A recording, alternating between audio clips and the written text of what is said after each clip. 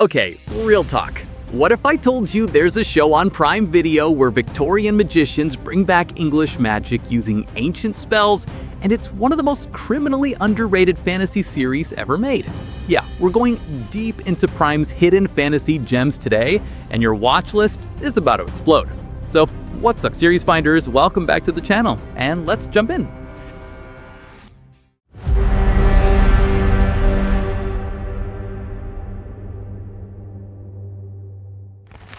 Girl in that bulletin is wanted for the murder of a child. Starting at number 10 with a show that transforms America's darkest history into literal fantasy.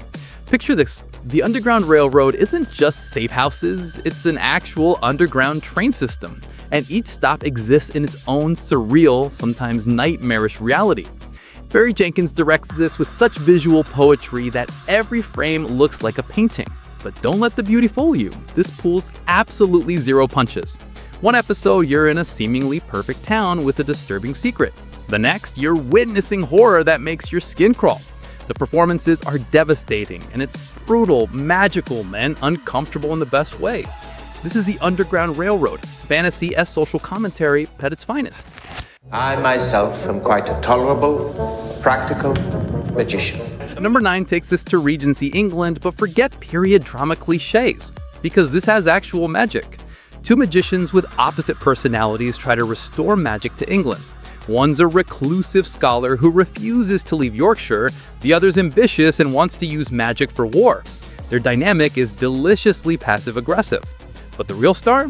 The terrifying fairy melon who steals people into his realm. The production is gorgeous, the magic feels ancient and dangerous, and there's this dark undercurrent beneath all that period propriety. Jonathan Strange and Mr. Norrell is historical fiction meets dark fantasy, and it's absolutely wonderful. Wake me up! At number 8, here's a premise that'll keep you up.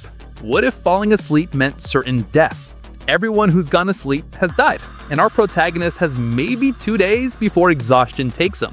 It's like A Quiet Place, but with sleep, and the paranoia is real. Markiplier actually commits to this role, and the show cleverly mixes hallucinations with reality as characters fight to stay conscious. The dream sequences are genuinely disturbing, and the tension never lets up, because they're constantly wondering how long humans can actually stay awake. The Edge of Sleep is a binge-worthy race against biology itself. 잊어라. 나에 대한 모든 것을. Number 7 brings gorgeous Korean fantasy romance with a centuries-old nine-tailed fox hunting supernatural creatures while falling for a television producer. The chemistry is electric, and this balances romance with genuine mythology, reincarnation plots spanning centuries, and expensive-looking action. The Korean approach fully commits to supernatural elements while keeping the emotional core intact. Our Gumiho is brooding yet heartbreakingly vulnerable. The side characters are fantastic, and it gets surprisingly philosophical about humanity versus monstrosity. Plus, the fashion is immaculate. Sullivan Nine-Tailed is romance with actual fangs. Quick pause. If you're loving these recommendations, smash that subscribe button and like this video. It helps us find more fantasy treasures. Okay, back to the list.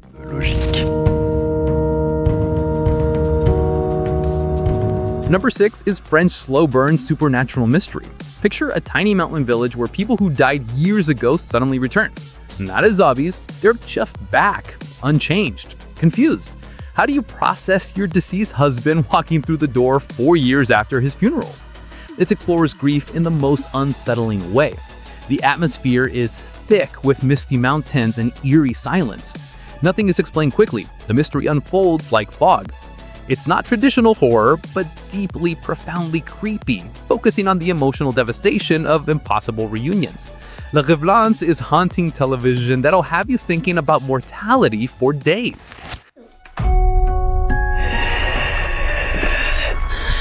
At number 5, old school horror anthology vibes, based on the legendary comic and cult movie. Each episode features multiple short stories, killer scarecrows, possessed arcade games, haunted decorations. This fully embraces practical effects and campy horror without being cheesy. Some episodes are genuinely scary, others darkly hilarious. Horror Legends direct episodes with fantastic character actors chewing scenery. The anthology format means if one story doesn't grab you, wait 15 minutes for something completely different. Creepshow is horror comfort food for genre fans who missed when scary stories were pure, unapologetic fun. The tales have been told since man first gathered around the fires. Number 4 is a documentary exploring mythology and monsters that shape civilization. Dragons, vampires, flood myths across cultures. It connects ancient stories to modern fantasy and shows why these myths persist. Gorgeous production with dramatic recreations and passionate experts.